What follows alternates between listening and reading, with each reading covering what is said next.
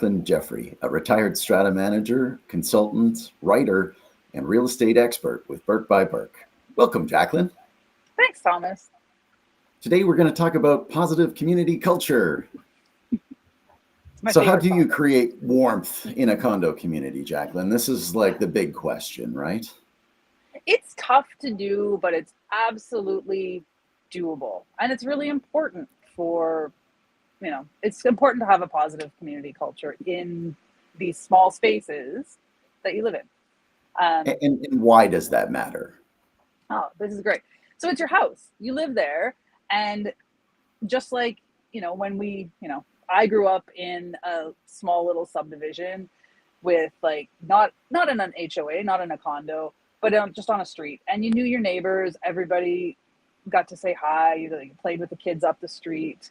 And a condo should be no different than that. You want to live with your neighbors and be happy living there.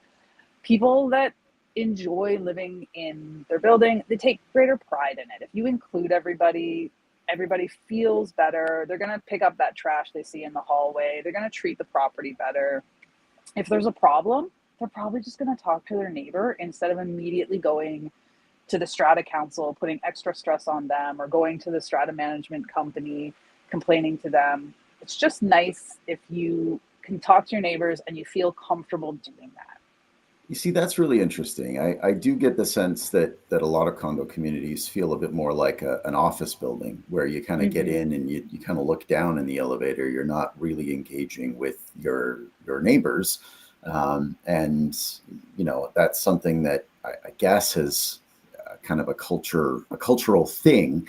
And that leads us into the whole series of what lies behind the challenges of creating that warmth. Yeah.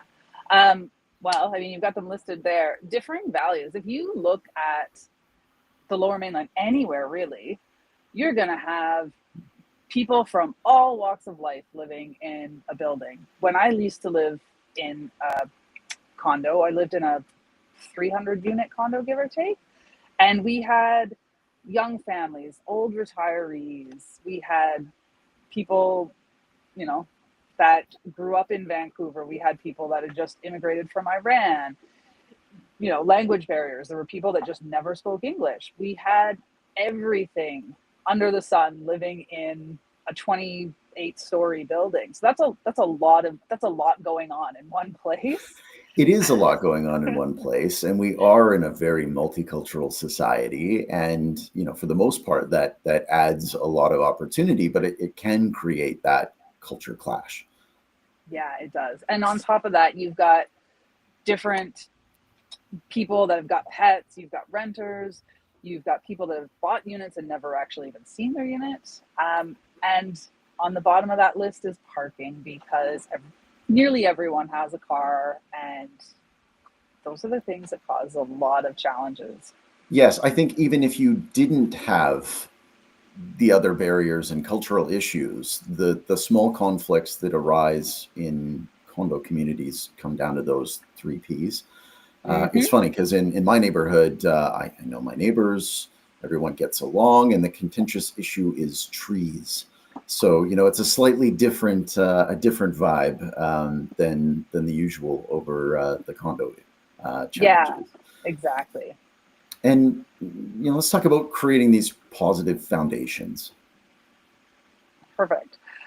So it really doesn't take much to make a positive community. And you've got them listed here. It's the big thing is communication. If people feel like they can talk to their neighbors, they can talk to their strata council, they can talk to their manager, all through the proper channels, of course, it takes a lot of stress off. So if I have a problem with my neighbor, and I can just go over and tap on their door and say, hey, that fish that you cooked for dinner last night and then reheated in the microwave this morning kind of seeped into my unit.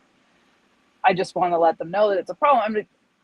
If I can talk to them, I don't have to then bother the strata council or bother the strata manager that's saying, my neighbor is cooking fish and it's really bothering me.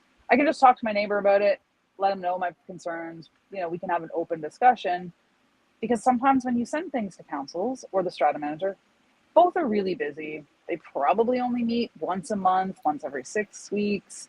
You're not going to hear back right away. So then you're just going to start to get really angry. So I'm not going to say always cut out your council or your strata manager, but chat with your neighbor. It's going to probably resolve 99% of the issues. Right. And that's important because you can avoid going to that next Exactly. level. The next level, which is fair and consistent governance. So if you're a strata council member or a strata if you're a strata council member, because the strata manager is not the one that's enforcing the rules, they're handing the rules over, they're handing the issues over to the council and giving them some guidance. But if you're a council member, if you apply the bylaws and rules evenly across the board, you're not going to run into the issues of a person saying, well, the council likes Thomas because he does all this work for them and he gets away with everything. So if you just govern appropriately, follow the bylaws, and apply them to everyone evenly, whether they're a renter, whether they're an owner, whether they're on council. I know because when I was on council, I broke a bylaw once. It was applied evenly. So making sure that you're applying things straight across the board is great. You don't have to be a real stickler for the rules. You do have to follow the rules. Yes. But maybe when somebody breaks a rule, just chatting with them first and getting to the root of it is what some councils, especially in smaller stratas where they have the ability to do that, is getting to the underlying root of the problem before immediately going to that $200 fine or the $500 fine.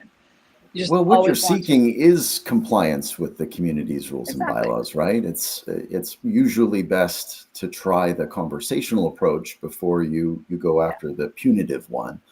Exactly. It's not always feasible. I mean, if you're a 500 unit building, you can't be having a conversation with everyone, and you really do need to streamline the process. But sometimes that streamline involves a general letter first or a general email first.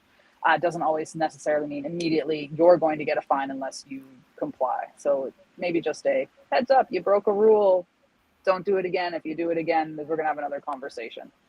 I got to ask, Jaclyn, what bylaw did you break?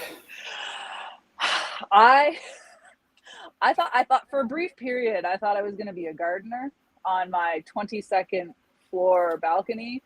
And I overwatered those plants. A, they all died. But B, my neighbor just had like a waterfall of water and dirt coming down. And because I lived in a secure building and he didn't know how to get up to this next floor up, eventually he did once I did it like the third or fourth time. I immediately got a pretty harsh letter from my strata management company, who will remain unnamed, just saying, you flooded your neighbor's patio. It's a $200 fine. And then it did, I responded to the letter. I did not have to ask for a hearing with the council and said I didn't know. And I finally, I actually got to talk to the downstairs neighbor because he did find his way up one day when I did it again. And he said, just so you know, you're flooding me. Like you're just sending a pool of rain down every time you water your plants. And mud down. So I still had the garden. The plants were all dead by that point anyway. So lesson learned. I'm not a gardener, and I rained on the neighbor. And a good case study on engaging in that communication with your neighbor when you can, because you can diffuse some of that tension and create that understanding. Exactly. Thankfully I begged for forgiveness, told them that I talked to the neighbor and I would not do it again. And I did not get the $200 fine. Hey, look at that. Success. Success on all fronts. Absolutely. And what are we talking about with inclusion and representation? So you want to make sure everyone feels included. And I know from managing buildings, especially managing buildings in downtown Vancouver, there's a high amount of tenants in these buildings. And a lot of the time, tenants feel like they're not included in anything. They don't know what's going on. Most of the time, tenants are never going to be on council. There's rare occasions where they are. Right. Special bylaws, special exceptions. But by and large, the council is made up of resident owners. So you want to make sure tenants feel included, whether that's making sure they have copies of the files, which the owner is supposed to give them when they move in. Realistically, that probably happens 50% of the time. If you're lucky enough to have a building with a building manager, have the building manager give a copy to the tenants. And a lot of councils will argue, well, that's not my problem. That's not my fault. I don't need to do that. But if you just take that extra step, that tenant now feels like they're a part of the community. If they feel welcomed in, you know, they know where the garbage room is, they know where the parking lot is, where the parking space is, they're less likely to cause trouble if you know who they are. And if they know what's going on in the building, you know, they are eligible to get copies of the minutes. Do they really care? Maybe, maybe not, but maybe if they had access to them, they would know that things are coming up, like a fire inspection, that they need to get, you know, they need access to the suite for, Certainly. or that the windows are being washed. I think it's just nice to feel like you're part of the community, even if you don't own the unit. Absolutely. And when you are in a situation where you've got an investor owner that might not be communicating what's happening in the building with you, then you definitely would feel that disconnect. You do feel the disconnect. And some successful buildings, and we will talk about that later, what successful buildings do, but it does involve tenants and making them feel welcome. But right. And strategies. You know, there are events listed. I've actually got a slide on that at the end. Talk to me more about these other items. I'm a big fan of these, and I know all of my strata manager friends are just cringing right now. I think events in stratas are the best thing for making a positive community culture. As a strata manager, I think I've never attended one. I've also never had to organize one. There's always been a council committee for it. Yes. But I'm a big fan, because if people have, like, I'm also a big fan of potlucks because I enjoy eating other people's food. It's a fun fact. But I think community potlucks, community Christmas parties, any reason to get together is great. You get to meet your neighbors. So if there's ever an emergency, you know that, like, you know, Iris lives alone with her cat and she might need some assistance getting down the stairs, or, you know, she has a cat. We should probably get the cat out of the unit. So I think it's important, so you get to know your neighbors. And also it's fun. It's fun to go to a potluck and, you know, eat somebody's mushroom toast that they made, or their, you know, weird casserole. It's great. And also it's fun. And who doesn't want to have fun in the place that they live? Totally true. I can also see why a property manager might want to avoid that whole situation. It makes them cringe, because they're like, I'm gonna get asked to organize this. I'm gonna have to do this, that, and the other thing. And you don't. No, they should. They should. It's not a property manager's job to do any of that, or even to attend them. Yeah. But I've done, you know, I've had councils that have done, when I used to manage condos on a ski resort, and they used to have like ski days together. I didn't get invited on that. That one I wish I did get invited on, but you know, that's fine. Potlucks, Christmas parties. I had one strata that was a 55 plus building, and they had they lovingly called it the pub, was their shared space, and it had a pool table, and it actually did have a bar in it, and they would have happy hour every Friday. And that's actually how they kept an eye on some of the older people in the retirement community that didn't have families. So they would say, like, oh, you know, Ed wasn't here, maybe we should go check on him. So that I think is also important for and talk about loneliness when you're you know, of an age where you don't have that family support. Exactly. Creating those gatherings, and in those, as you've got listed here, purposeful shared spaces where you can have that potluck, or you can get together to have that event. Exactly. We a lot of buildings boast having these amenity spaces that nobody uses. You'll have like this great big party room, and the only way you get to use it is if you jump through a whole bunch of hoops that are needed. Those rules are important. They're needed, but they sit unused most of the time. So if you could think of a different way where you could have that space that was usable for a potluck, for like a weekly game night, for anything that gets people together into the space, it's just going to make more people coming together and getting to know their neighbors and taking pride in their building. So while I think it's important, shared spaces, amenities definitely need to have rules. Those rules need to be enforced. They're there for a reason, but making them a little bit more accessible goes a long way. Absolutely. And speaking of simple strategies, onboarding packages. Yes, onboarding packages. Most strata management companies send out the typical package when a new buyer gets their unit. It usually has the bylaws, a Form K template, not much else.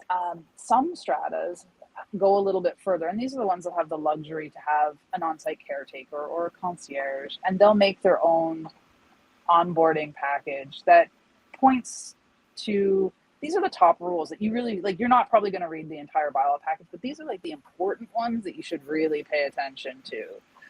Renovations, noise, move in, move outs, things that are really broken quite regularly. Others have gone through and said, like, these are where the garbage room, this is where the garbage room is. These are emergency contacts. These are trades that we regularly use. You can have a whole bunch of stuff in one.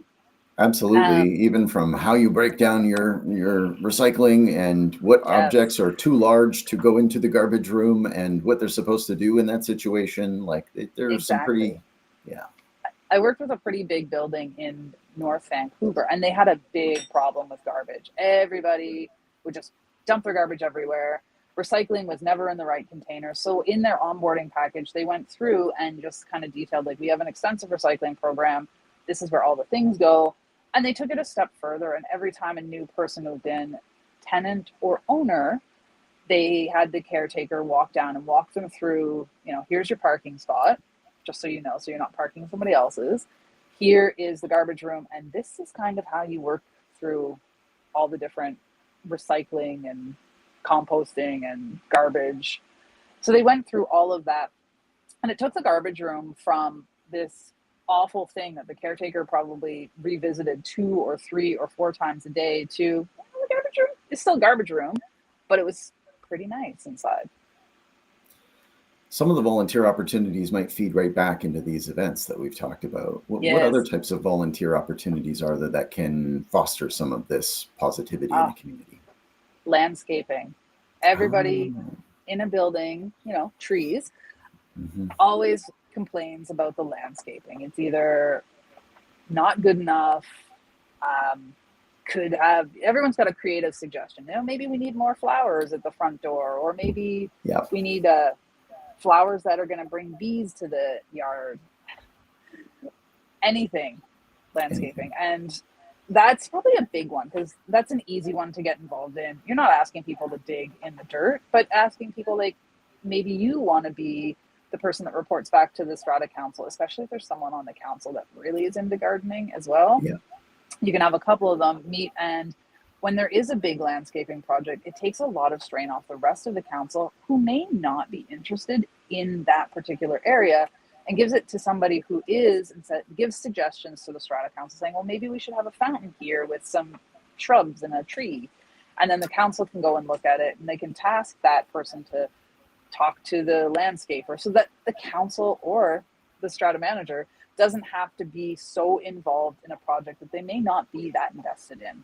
I like that. And I was glancing around looking for the book on data I recently read. I'm big on data. And one of the interesting tidbits in it was that in terms of activities and how happy you think they're going to make you and how happy they actually make you, and that can be more or less, gardening was one of the best. You think it's going to be this good, and it's actually better. So anybody can do it and can learn. And I love that one.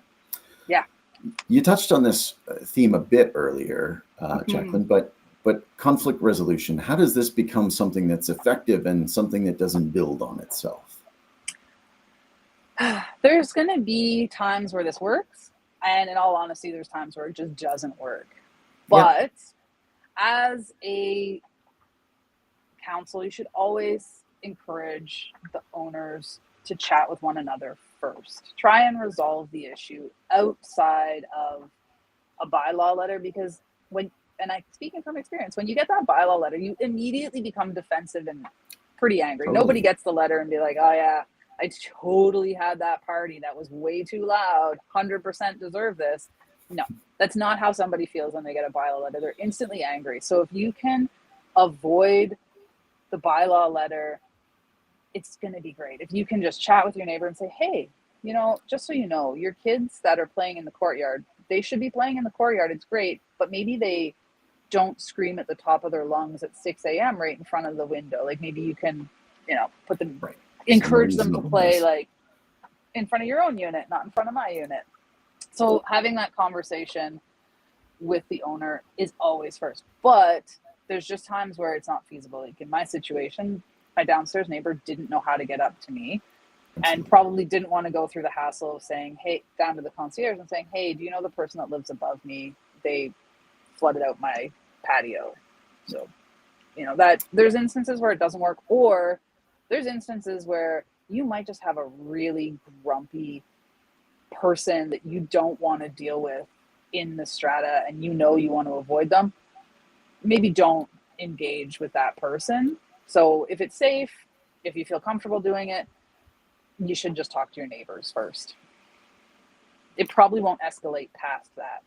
I think also it's very easy to get mad at your balcony getting flooded and all of the water and dirt and mud 100%. Coming down. It's a little bit less of a thing if you're able to look that person in the eyes and they go, oh, I really did not think about that. Exactly. A lot of the times, the conflicts that arise are like over something silly. Like maybe flooding your neighbor's patio with dirt and water isn't the silliest, but also I didn't know I was doing it. And if he had just mentioned, hey, just so you know, every time you're watering, this is happening, I probably would. Well, once I did find out, I immediately stopped doing it. Yeah. But same thing as if you talk to your upstairs neighbor and say, oh, by the way, your high-heeled shoes that you wear all day long on your wood floors, I can hear those. They may say, go pound sand. I'm going to wear my high-heeled shoes all the time anyway. But they may say, oh, geez, I never realized that. I'm not going to do that anymore. So. True. And this fair application of bylaws, I think this refers to the Strata Council choosing to take it to that next step when it needs to, because there's either a difficult resident or a situation where you can't resolve it amicably. And that's when you turn to the bylaws. I don't live in a dream world where everything's resolved by talking to your neighbors. There's going to be times where you have to apply the bylaws, and you just have to apply them fairly across the board. But you do need to listen and review the response that comes back from the person who violated the bylaw. They have a chance to respond. They have a chance to ask for a hearing. Yes. And the council has a duty to review those responses. And hearings aren't necessarily a bad thing. Sometimes it is really good to have that conversation with the person that violated the bylaw, because that can stop it from escalating even further, because after the hearing, you're down the road into CRT and legal world, and that's just seen a lot of that, and the cost and effort and energy that goes into that is just so negative and not productive. And if you can get to that happier place where there's harmony, then or at least an understanding of where the line is between what you're allowed to do and what is restricted by your community's bylaws, and you can adjust that and those rules if you get the support of the ownership at an upcoming meeting. So yes, and how does the property manager play into this whole resolution scenario? This strata manager has seen it all, so they are a great resource for their experience. They've probably gone through hundreds of noise complaints, and while they can't say for sure, it's always the council that needs to make the determination of, yes, we believe this is a bylaw that's been broken. As a manager, I can't say, yes, Thomas definitely broke that bylaw. You should 100% fine him $200. That's not the role of the strata manager. The strata manager's role is to provide, in instances where a party happened at 2 a.m. and didn't stop until 4 a.m., yes, that could be viewed as a bylaw violation, but do you Yeah. think it was unreasonable noise? And they can give you their experience on how they dealt with situations and give suggestions on how maybe the council wants to deal with the situation. They're also going to be Sure. the experts on the Strata Property Act. So the steps, the exact steps, if it does come to a fining situation or a other type of governance situation, what steps need to be taken to be in compliant with all the acts and regulations that British Columbia has us Yeah, because following. there are specific timelines that need to be followed for these as well. Exactly. Also, your strata manager is impartial. They don't live in the building. Their job is to make sure that the strata council is following the rules, the building is well maintained, and the money is where the money is supposed to be. But they don't live there, so they don't, you know, they don't feel bad if Joe broke the bylaw or if Joe's doing something that's bugging someone else, because the strata manager goes home to their house, which is probably in a condo somewhere, and they're dealing Right. with their own stuff, but they're not emotionally invested in your building, That's the so they best can way to be put it. impartial. Yeah, exactly. Yeah. And you have some real life examples for Oh, us. do I ever? Let's see. Ooh, transparent council. So I had a building in North Vancouver. It was a fairly large building. It was 2 towers. There was a lady in it. She has recently retired, and so she had nothing to do, and she would nitpick on everything in the building. She would, the council's not doing this, the council's not doing the other thing. The elevator was dirty at 11:03. Anything that she could find in the run of the day. I think she's probably sent dozens between the monthly meetings, dozens of emails to me. Somehow she had the council president's email address. I don't know how she got it. She would send messages to him. So, and then she would read the minutes of the council meeting and say, well, you didn't review my correspondence. So the council president did get pretty fed up with it and said, you know what, let's invite her to a council meeting. He invited her to a council meeting. They had a council hearing with her ahead of time and said, you're welcome to stay to the meeting to explain, these are the struggles that we go through. We meet once a month. It's a big building. We're reviewing dozens of quotes every month. There's real bylaw infractions, not that the elevator was dirty at 11:03 a.m. And invited her to stay for the meeting. She saw everything that went on within reason. There was no privacy breaches, so she had to leave during certain parts of the meeting. Right.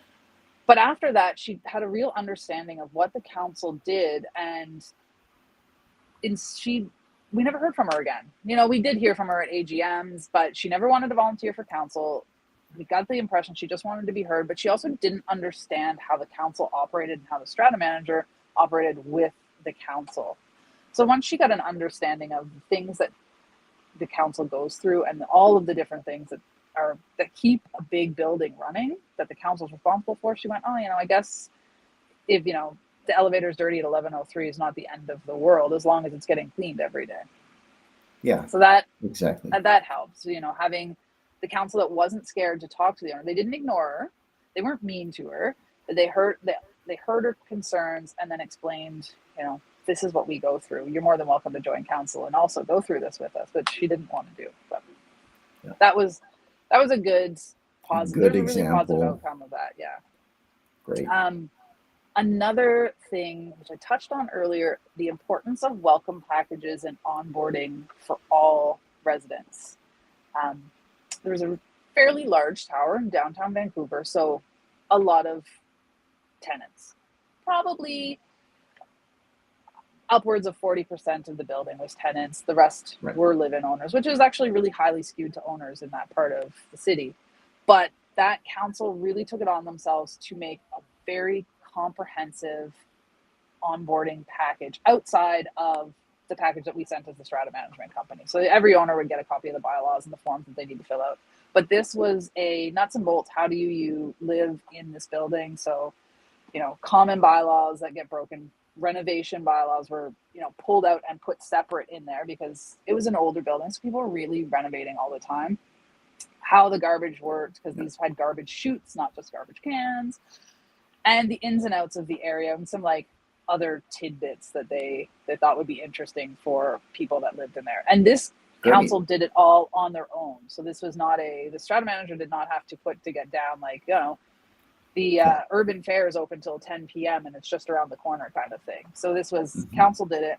They also had a 24/7 concierge staff. So they're a little lucky in this respect, but they made sure that concierge walked whoever moved into the building around and point out, here's your parking stall, here's the garbage room, this is where your garbage chute is, you know. And they had some different garbage areas. They had like a large item bin, so you point that out. He would point out, you know, this is where the gym is, these are the amenity rooms, these are how you book them. He went through everything in the building, and for a downtown building, there were very few issues in that building, because part of the onboarding process was the concierge or the council member, because there were some times where a council member volunteered to do it, put a face to the name. So they knew that Ed lived in unit 2201. So they, you know, if there was ever any issue, they'd be like, oh, that's so-and-so, he lives there with, you know, his dog and his wife, kind of thing.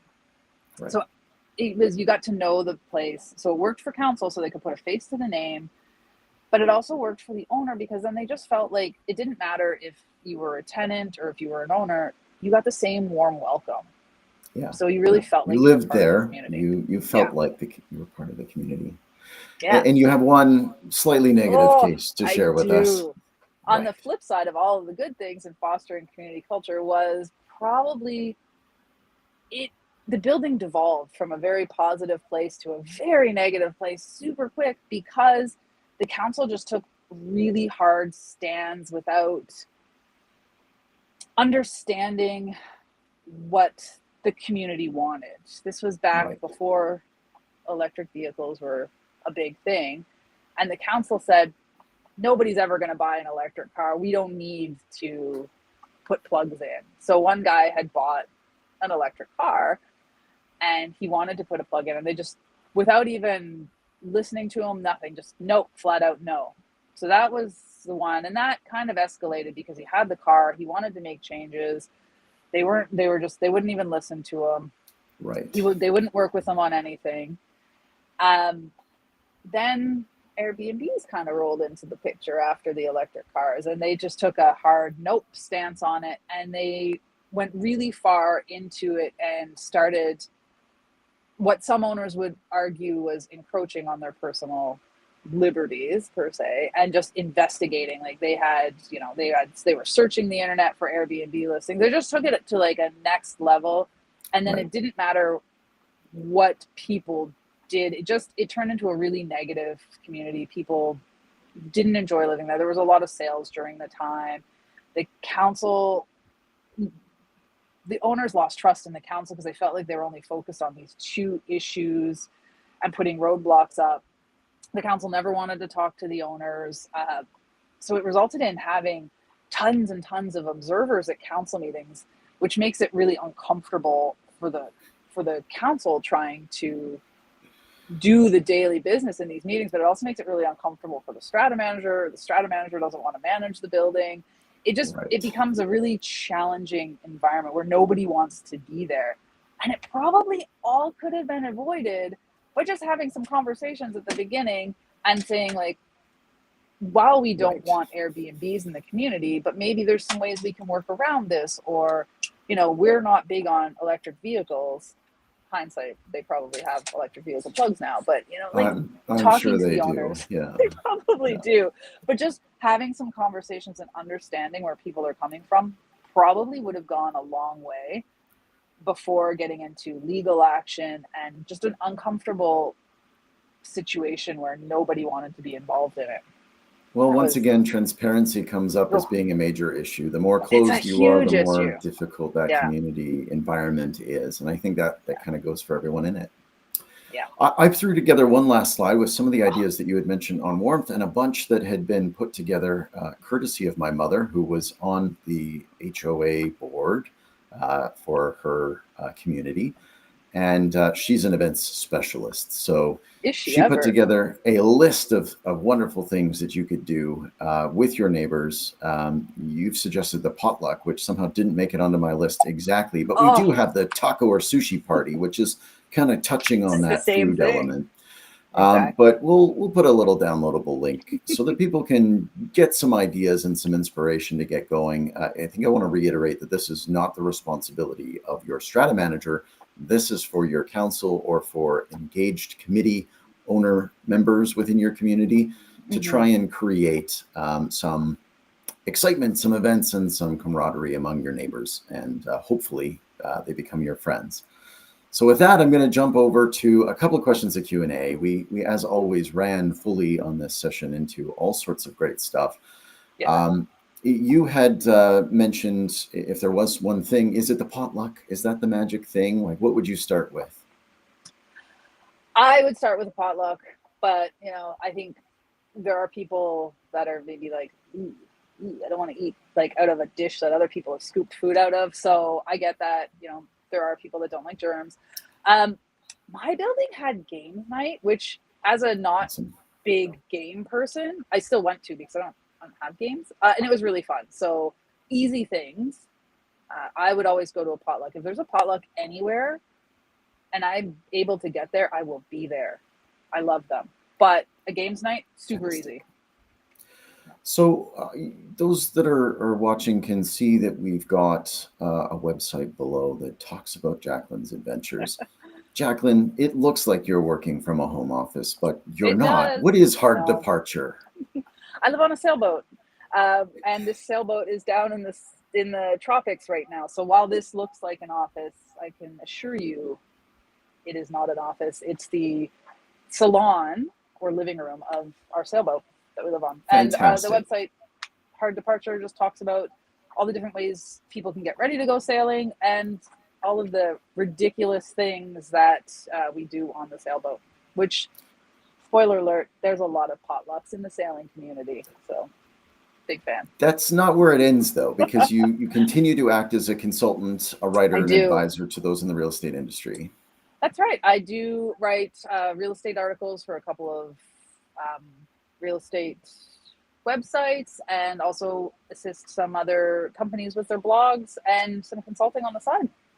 Excellent. Everyone, reach out to Jaclyn from harddeparture.com. Next week, we'll have Sonia Blackburn of Access Insurance talking with us about what you need to know about small strata insurance. So exciting. So, thanks, Jaclyn.